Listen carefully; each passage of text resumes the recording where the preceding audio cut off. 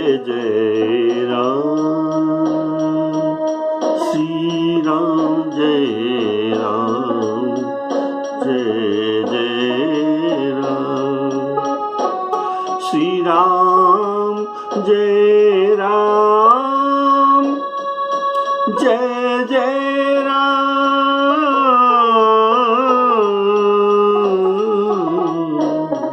श्री राम जय राम, जय जय राम, श्री राम जय राम, जय जय राम।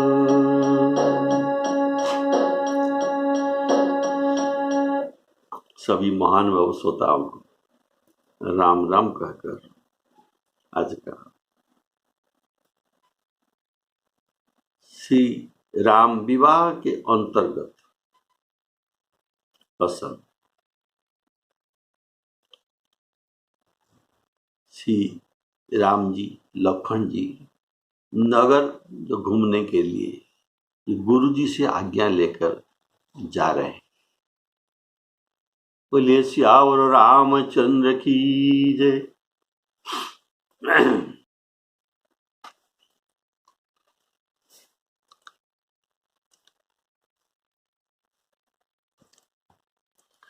सब लोगों के नेत्रों को सुख देने वाले दोनों भाई मुनि के चरण कमल की वंदन करके चलते हैं। बालकों के झुंड इनके सौंदर्य की अपूर्व शोभा देखकर उनके साथ लग गए। इनके नेत्र और मन इनकी माधुरी पर लुभा गए। यहाँ देखी अति शोभा, इसका भाव है जनकपुर के लोग देवताओं से भी अधिक सुंदर थे, देव देवी से भी ये अधिक सुंदर थे। और तो कितना सुंदर थे, जैसे प्रकाश में चंद्र और तारा के बीच में जितना प्रकाश का अंतर, इतना देवता और जनकपुर के लोगों से इतना अंतर था।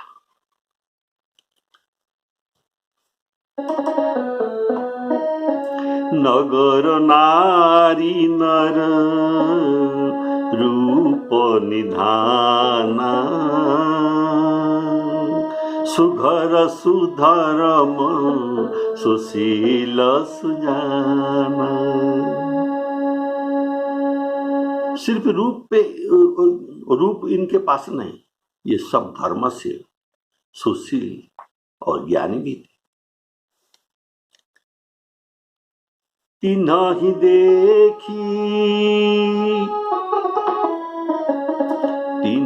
देखी सब सुर सुर नारी, भये नक्षत जन। ये सब नक्षत्र हो गए, सब देवता और देवनारी। भये नक्षत जनु विधु जियारी, श्री राम जय राम, जय जय राम।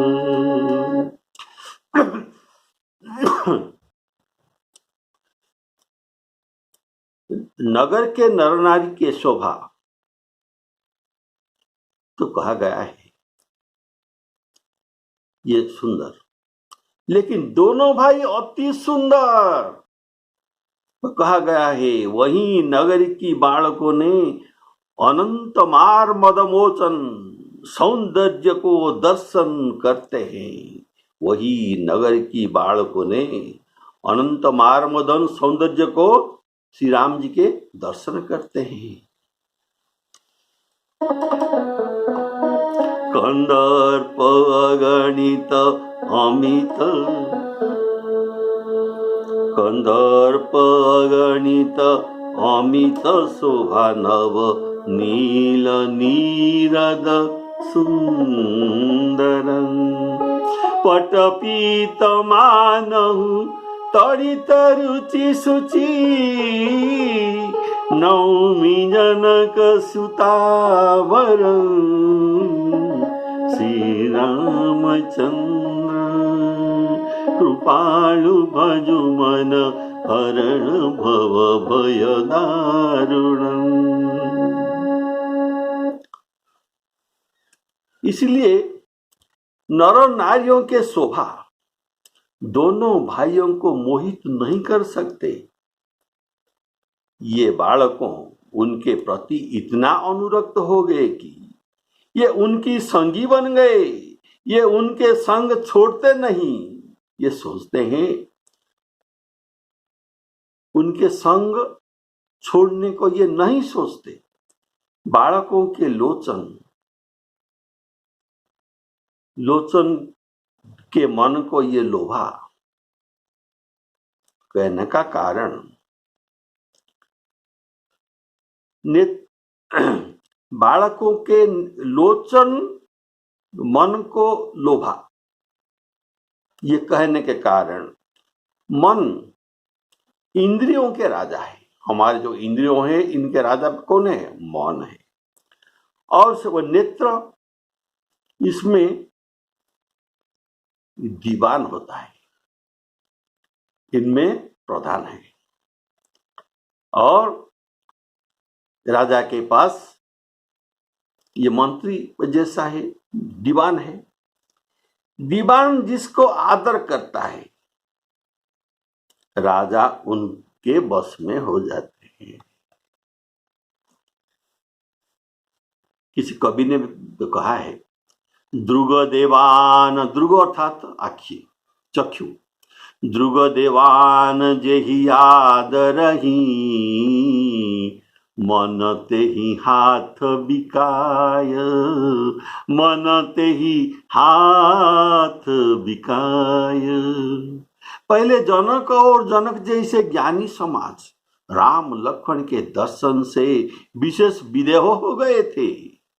और ये अज्ञानी और अनपढ़ बालकों भी वैसे ही दशा हो गई। ये बालकों के दशा वैसे ही हो गई। लेकिन ये बालक ये बड़ा लोगों से भी अधिक भाग्यवान है। बोलिए श्याम रामचंद्र की जय। तो क्यों भाग्यवान है? क्यों? ये बालक राम जी के साथ संभाषण करते हैं, जो बातचीत करते हैं, उनको छू लेते हैं, उनके स्पर्श करते हैं और इसी से उनके हृदय में सिहरण आ जाता है। बड़ा मजा लगता है। ये सुख बड़ों को नहीं मिला था। कारण ज्ञानियों भगवान के प्रौढ़ पुत्र है, अर्थात वयस्क पुत्र। और ये अमानी बालक प्रभु के बालक सुत है। मोरे प्रौढ़ सम तनय सम ज्ञानी, बालक सुत सम दास अमानी। दोनों भाइयों के पीले रंग के वस्त्र है। कमर के पीले दुपट्टों में तरकस बंद है। हाथों में सुंदर धनुष बाण सुशोभित है। पाणो महासायक चारु चापन, श्याम और गौर वर्ण के अनुकूल, अर्थात जिस पर जिस रंग का चंदन अधिक भवे, अर्थात मैचिंग, उस पर उसी रंग के सुंदर चंदन की खौर, खौर का भाव है लेप, चंदन का लेप। ये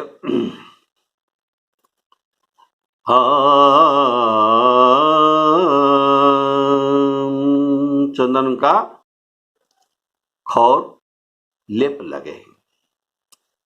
सुचंदन खोरी, सुचंदन खोरी अर्थात सुचंदन का लेप इनके देह में दिया गया है।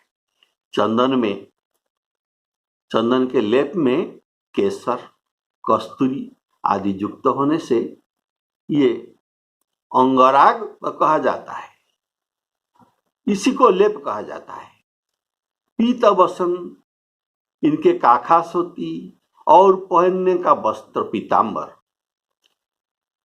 ऐसे पीतांबर प्रभु के बहुत प्रिय है। पीतांबरी वस्त्र प्रभु को बहुत प्रिय है। ये पीतांबर को धारण करके श्री कृष्ण जी ने रासलीला में मनमथ को जय किए थे। पीतांबर सृगिं साक्षात मनमथ। पीतांबर वीरों का शोभा है। अब राम जी अपना वीरत्व को परिदर्शन कराने के लिए नगर वासियों के मन को जय करेंगे। वीरत्व परिदर्शन करके नगर वासियों के मन को जय करेंगे, इसलिए ये नगर परिदर्शन के वेश है। ये नगर परिदर्शन के वेश में अभी आए हैं। श्री राम जी के ये परिदर्शन का वेश का नाम था वीररस।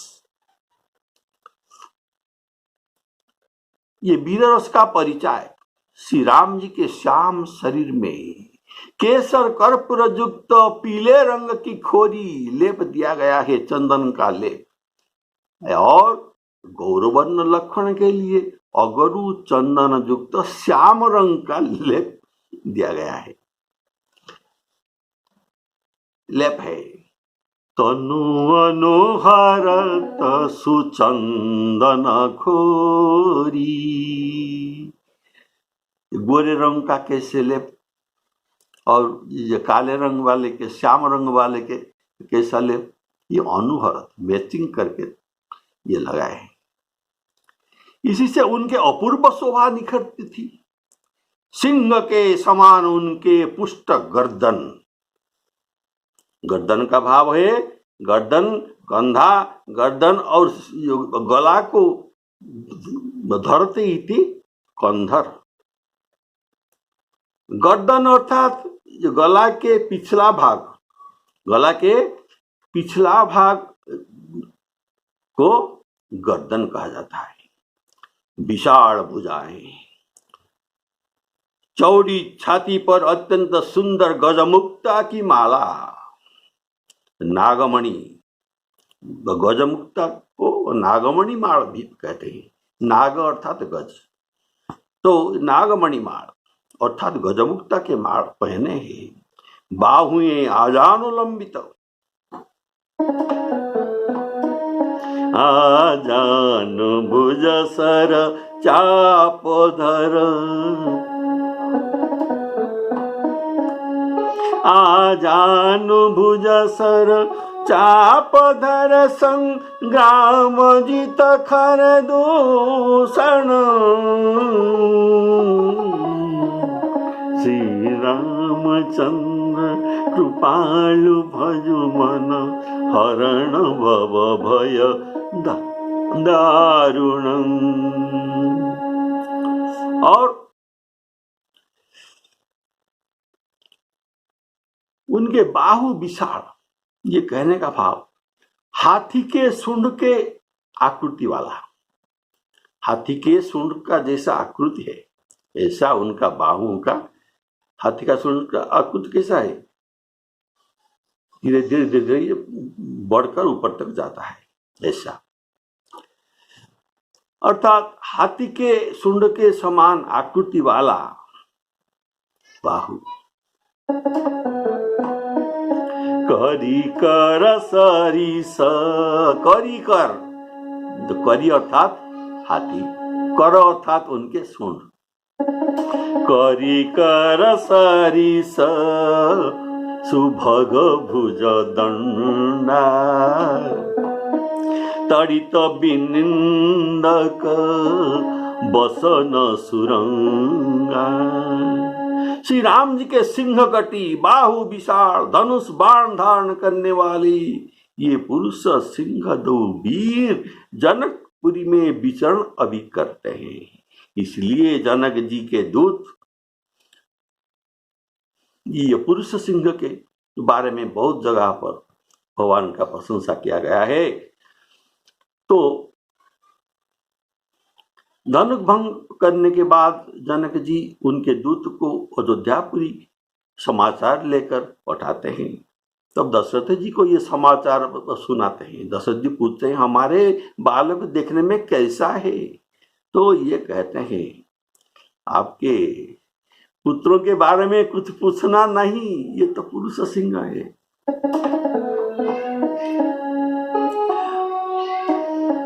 पूछना जो गुण तनय तुम्हारे, पुरुष सिंह तिहुपुर त्रिपुर स्वर्ग मर्त्य पाताल तिहुपुर उजियारे। श्री राम जय राम जय जय राम। ये पुरुष सिंह का वर्णन केवल बालकांड में आते हैं और अयोध्या कांड में पुरुष सिंह का वर्णन नहीं। खरदूषण वध में भगवान को पुरुष सिंह न कर ऐसे शब्द मृगराज कहा गया है। और शूर्पणखा रावण को राम जी के परिचय तो कराते हैं कि पुरुष सिंह वन खेलन आए, पुरुष सिंह वन खेलन आए। तो प्रभु के सुंदर लाल नेत्र, अर्थात वीरों का लाल नेत्र होता है, और कमल दल के समान लंबे नेत्र, लाल कमल के समान उनके पंखड़ा और लंबे नेत्र, प्रभु के सुंदर लाल नेत्र है। अर्थात ये वीर रस में कमल दल के समान लंबे नेत्र है। कमल में मकरंद होता है, कमल में मकरंद होता है और पराग भी होता है, इसलिए भ्रमर कमल के ऊपर मंडराते हैं। यहाँ प्रभु के नेत्र अगर कमल होगा तो उनमें मकरंद और मधु तो कहाँ है? तो सुनिए, ये भी है उनके पास। भगवान जो शीलता, सहनशीलता, शील आचरण, ये है भगवान के मकरंद। ये कमल का नेत्र के कमल का ये मकरंद, और उनके जो कृपा दृष्टि है ये है कमल का पराग। और उनके तो भ्रमर कहाँ है? नेत्र के अंदर जो हमारे पुतली घूमता है ये है भ्रमर, नेत्र के अंदर ये घूमता है। तो भगवान के ये नेत्र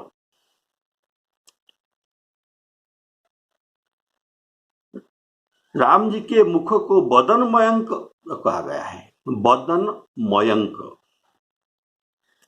तापत्रय मोचन। ये कौन सा तापत्रय ये मोचन करते हैं? मयंक अर्थात चंद्र। चंद्र क्या करता है? दिन भर सूर्य का जो ताप पृथ्वी में रहता है, रात में ये सभी ताप को ये हर लेते हैं। ऐसा रामचंद्र ये चंद्र है, और ये भी दिन भर का ताप को हरण करते हैं। तो ये कौन सा ताप को ये हरण करते हैं? इसमें सुंदर भाव आप सुन लीजिए। चंद्रमा रात में सूर्य के दिन भर का ताप को हरता है। यहाँ चंद्र अर्थात रामचंद्र ये दैहिक, दैविक और भौतिक ये तीनों ताप को हरण करते हैं। तो दैविक ताप यहाँ क्या है? धनुष जो तोड़ेगा उनके साथ सीता जी का ब्याह होगा, लेकिन ये धनुष तोड़ना इतना आसान नहीं। लेकिन जनक महाराज तो प्रतिज्ञा किए हैं। ये प्रतिज्ञा जनक जी के ताप है, दैहिक ताप है। ये ताप को राम जी हरण करेंगे। हरहु तात जनक परितापा। विश्वामित्र जी कहते हैं, उठहु राम भंजहु भवतापा, भवता चापा मेटहु तात जनक परितापा। श्री राम जय राम जय जय राम। तो ये है दैहिक ताप। दूसरा ये भौतिक ताप को वर्णन करते हैं। भौतिक ताप चूहा और जो पतंग, कीड़े पतंग हमारे धान खेती खा जाते हैं, इनके द्वारा जो ताप होता है ये है भौतिक ताप। और ऐसे यहाँ जग में जो दुष्ट राजाएं हैं आए हैं, इनके बुद्धि अत्यंत नीच बुद्धि है। ये नीच अर्थात ये उनके क्षुद्र बुद्धि है। क्षुद्र बुद्धि इसीलिए ये क्षुद्र जीव है। बोलिए श्यावर रामचंद्र की जय। इनके द्वारा जो ताप मिलता है ये भौतिक ताप है। इस ताप को रामचंद्र रूपी चंद्र ने हरण कर ले। तीसरा है दैविक ताप। दैविक ताप क्या है? परशुराम जी धनुष को तोड़ने के शब्द सुनकर आए और इनके जो प्रतिक्रिया ये जगतल में देखा है, ये है दैविक ताप, जो राम रूपी चंद्र उनको हरण करने वाले हैं।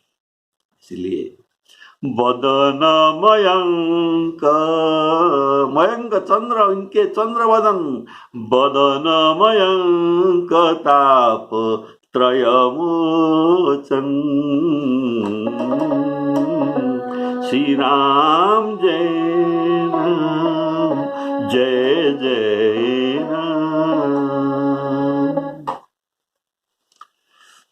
जनक जी के धनुभंग चिंता, मिथिलावासियों के संतप्त हृदय, ये सब जनकपुर में शरद आतप, शरद ऋतु का गरम, दिन में जितना गरम होता है रात में शरद का चंद्र इनको हरण करते हैं, इसलिए इसको शरद ताप कहते हैं। चंद्र रात में ये ताप हरण करते हैं, लेकिन अभी राम रूपी चंद्र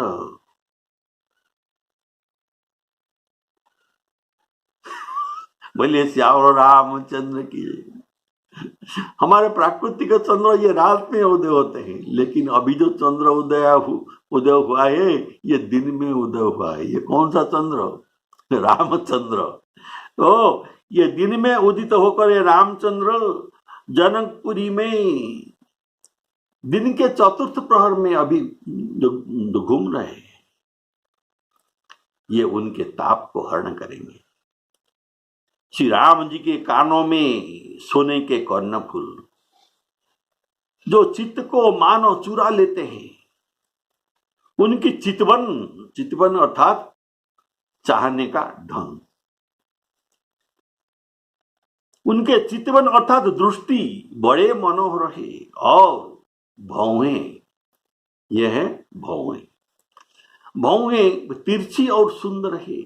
माथे पर तिलक की रेखाएं ऐसी सुंदर है कि मानो शोभा मूर्तिमती होकर उनके शोभा पर मोहर लगा दिया है। शोभा उनके मुख पर मोहर स्टाम्प दे दिया है।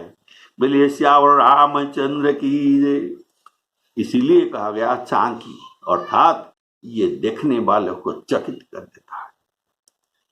श्री राम जी के सिर पर सुंदर तो चौकोनी 4 कोने वाला टोपी,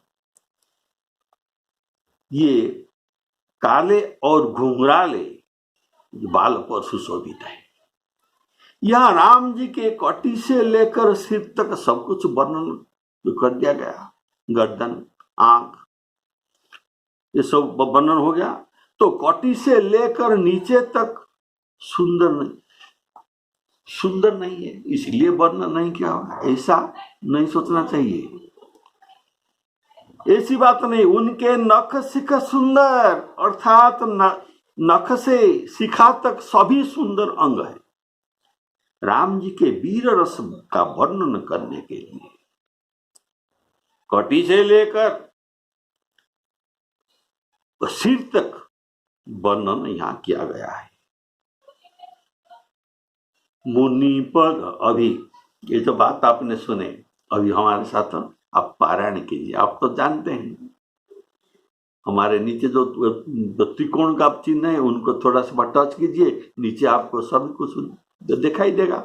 ये दोहा चौपाई और पढ़ लेंगे हमारे साथ। बोलिए सियावर रामचंद्र की जय। मुनि पद कमल बंदी दो भाई, मुनि पद कमल बंदी दो भ्राता, चले संग लोचन सुखदाता, बालक वृंद देखी अति शोभा, लगे संग लोचन मन लोभा, पीत बसन परिकर कटि भाथा, चारु चाप सर सोहत हाथा, तनन हरत सुचंदन खोरी, श्यामल गौर शोभा मनोहर जोरी, के हरि कंधर बाहु विशाला, उरति रुचिर नागमणि माला, सुभग सोन सरसी रुहलोचन, सरसी रुहलोचन कमल लोचन, बदन मयंक, बदन मयंक, बदन चंद्र है, मयंक का अर्थ है चंद्र, बदन मयंक ताप त्रयमोचन, काननी कनक फूल छवि देही, चितवत चितही चोरी जनुले, चितवनी चारु भ्रुकुटी बरबाखी, तिलक रेखा शोभा जनु चाकी,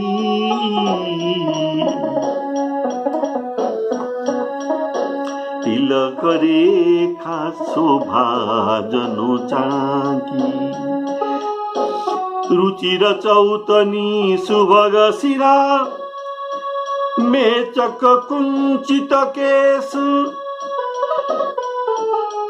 नख शिख शुभ नख शिख सुंदर बंधु दौ, शोभा सकल सुदेश, श्री राम जय राम जय जय राम। जब पूर्ववासियों ने समाचार पाया कि दोनों राजकुमार नगर देखने आए हैं, तो वे सब घरबार और सब कामकाज छोड़कर ऐसे दौड़े मानो दरिद्र खजना लूटने जा रहा है। दौड़ते हैं अर्थात जनक जी के संग अगवानी के लिए जितना लोग नगर के गए थे उनको उनको मिलने के लिए गए थे। वे सब अपने अपने घर में ये दोनों राजकुमार के बारे में प्रशंसा करके किए हैं व कहे हैं, और ये बात नगर के सभी लोगों के पास भी पहुंच गई थी। तो सब सोचते हैं अवश्य देखिए ही देखना जो उनको देखना चाहिए, ये देखने योग्य वस्तु है। इसलिए सब लोग दर्शनाभिलाषी थे। विश्वामित्र जी के पास महल में जाकर देखना संभव नहीं है। जब ये सुने कि ये दोनों राजकुमार पैदल चले आए हैं, इसीलिए सब धाए। कारण अगर धीरे धीरे जाएंगे तो देर हो जाएंगे, देर हो जाने से अगर ये आगे चले जाएंगे तो उनको देख नहीं पाएंगे, इसलिए सब दौड़ते हैं। तो ये घर छोड़कर धाए। घर का किवाड़ देने को इनका मन नहीं रहा, भूल गए, तो सबके किवाड़ खोला है।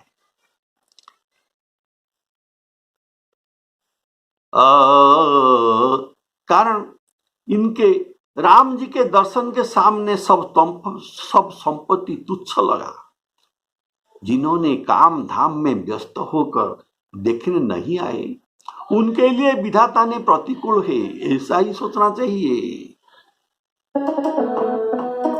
परिहरि राम लखन बैदेही, जेहि घर भाव वाम विदिते। और भी मानस में कहा जाए, जरौ संपत्ति सदन सुख, सुहृद मातु पितु भाई, सन्मुख होत राम पद, करई न सहस सहाई। तो उनके घर संपत्ति सब कुछ तुच्छ लगे, काम काज भी तुच्छ लगे, इसलिए सब घर छोड़कर धाए। ऐसे शरद पूर्णिमा के रात्रि में श्री कृष्ण के मनोहर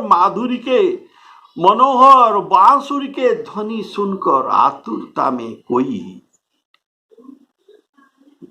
गोपियां बहुत आतुर हो गए। कोई किसको साथ ले जाने का न बुलाए है, किसको ये बुलाए नहीं, अकेले होकर चले। कोई दूध दूहना छोड़ दिया, तो कोई चूल्ही में पकाते हुए मोहन भोग को छोड़कर तो चला गया। कोई उफन निकलता हुआ दूध को छोड़ दिया, कोई पति को भोजन परसते हुए चले गए, दूध पीते हुए बच्चा को गोद से उतार कर चले, पति के पांव दबाते हुए छोड़कर ये भी चले, अपना आधे भोजन छोड़कर वो भी चले। कोई एक आंख की अंजन लगाए और दूसरे आंख में अंजन नहीं लगाए, ये भी दौड़े, अर्थात अपूर्ण श्रृंगार में दौड़ते हैं। आभूषण का उल्टा सीधा लगाए, गले का आभूषण पाँव का आभूषण गले में ऐसे उल्टा पलटा करके ये लगाए। बोलिए श्यावर रामचंद्र की जय। अर्थात ये पागल होकर दौड़ते हैं बंसी के ध्वनि सुनकर। बंसी के ध्वनि उनके मन को हरण किया था, इसीलिए माता पिता पति किसी के भी रोकने पर भी ये नहीं रुकते थे। अभी यहाँ राम जी के दर्शन के लिए वे सब लोग दूसरों से सुनकर आए, बंसी सुनकर नहीं आए, ये दूसरों से बात सुनकर आ रहे हैं। यहाँ कोई उनको रोकते नहीं। जैसे कृष्ण की बांसुरी सुनने के बाद सब गोपियों को रोकना पड़ता था, यहाँ रोकने वाला कोई नहीं, और जो रोकने वाला ये भी दर्शनाभिलाषी है। ये सब घर में सब छोड़कर राम दर्शन के लिए दौड़ते हैं। जननी जनक बंधु सुतदारा तन धन भवन सुहृद परिवार सबके ममता ताग बटोरी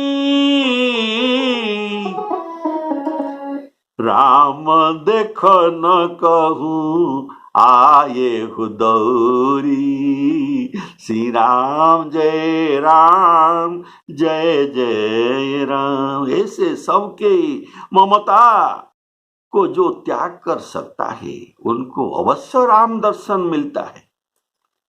इसलिए कहा गया है भजियो राम सब काम विसारी